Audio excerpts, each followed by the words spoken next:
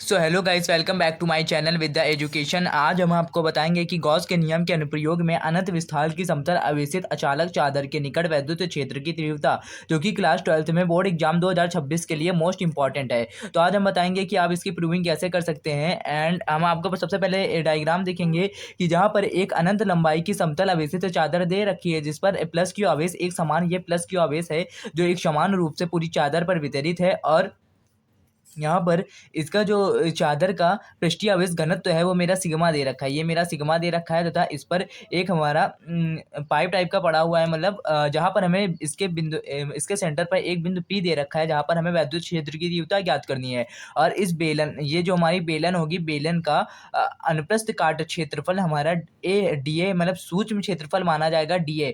तो हम क्या देखेंगे कि सबसे पहले पाइप से गुजरने वाला कुल वैद्युत फ्लक्स, और गुजरने के बाद जब ये गुजरता हुआ निकलेगा तो कुल निकालने वाला वैद्युत फ्लक्स, यानी जब हम किसी वैद्युत फ्लक्स को प्रवेश कराएंगे तो इस आवेशित चादर के निकट इसमें निकलने वाला वैद्युत फ्लक्स क्या होगा।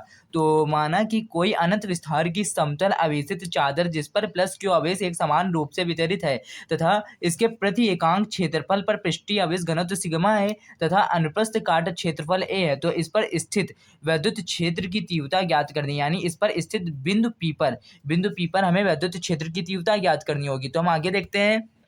तो गाइस, जैसा कि हमने बताया था कि बेलन के पहले सिरे से गुजरने वाला कुल वैद्युत फ्लक्स का हम लोग क्या फार्मूला पढ़ते आ रहे हैं, वैद्युत फ्लक्स का फार्मूला पढ़ते आ रहे हैं फाई बराबर ई ए। लेकिन हमारा पहला सिरा है तो फाई वन मानेंगे, और हमारा सूक्ष्म क्षेत्रफल से निकालना है तो डी ए मानेंगे। तो फाई वन बराबर ई डी ए। सबसे पहले हम दोनों पक्षों का समाकलन कराएंगे। दोनों पक्षों का समाकलन करने पर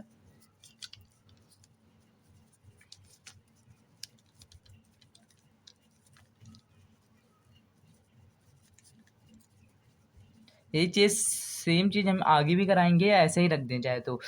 समाकलन इधर नहीं होगा, फाई वन बराबर ई समाकलन डी ए। जैसा कि हम लोग पढ़ते आ रहे हैं, चूंकि में समाकलन d x in equal to x पढ़ते आ रहे हैं, इसी तरह हो जाएगा phi one in equal to E into में ए। ठीक है, मेरी फाई वन की वैल्यू निकल आई। इक्वेशन फर्स्ट बना लें, ऐसे लिख लें। एंड सेकंड चीज हम लोग क्या देखेंगे कि बेलन के दूसरे सिरे से, बेलन के दूसरे सिरे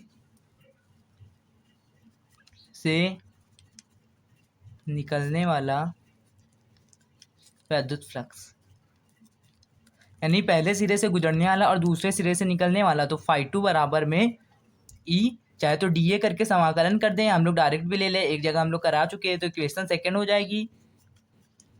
एंड यहाँ पर लिखेंगे परिणामी या कुल वैद्युत फ्लक्स लिख सकते हैं, कुल वैद्युत फ्लक्स। इसमें इक्वेशन फर्स्ट और सेकंड रख देंगे, लेकिन हम सबसे पहले क्या लिखेंगे, कुल वैद्युत फ्लक्स बराबर phi one plus phi two. ठीक है, तो हमारा phi in equal to phi one कितना दे रखा था, फाई वन निकला था मेरा ई ए प्लस ई ए, तो फाई बराबर में हो जाएगा मेरा टू ई ए। आगे हम देखते हैं।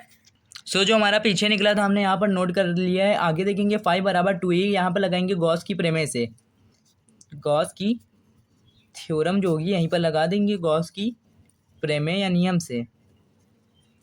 तो हम लोग गॉस की प्रमेय क्या पढ़ते आ रहे हैं, फाई बराबर क्यू अपॉन एप्सिलॉन नॉट पढ़ते आ रहे हैं कि नहीं। तो बस यही चीज़ हम लोग रख देंगे यहाँ पर कि फाई में रख देंगे क्यू एप्सिलॉन नॉट, ये फाई है, फाई की वैल्यू क्यू एप्सिलॉन नॉट जो था मैंने रख दिया है यहाँ पर, या लिख सकते हैं ऐसे भी कुछ कि फाई बराबर, इसे हमने माना क्या, इसे मान लिया हमने, इसे मान लिया इक्वेशन सेकंड बन चुकी थी, थर्ड बना लिया। यहाँ पर लिखेंगे कि इक्वेशन थर्ड का मान रखने पर,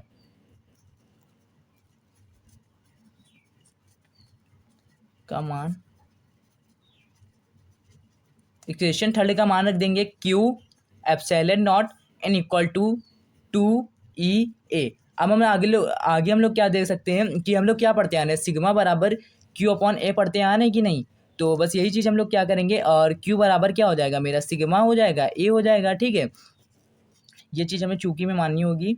ये हमारा सूत्र होता है फाइव सिग्मा बराबर क्यू ए। ठीक है, तो ये सूत्र आपको याद रखना होगा। क्यू यहाँ पर लिखेंगे क्यू की जगह sigma A epsilon not in equal to 2 EA। ठीक है, ये हमारा इक्वल इक्वल में काट सकते हैं कि नहीं, ए से काट सकते हैं, तो मेरा बचेगा sigma epsilon not in equal to 2E।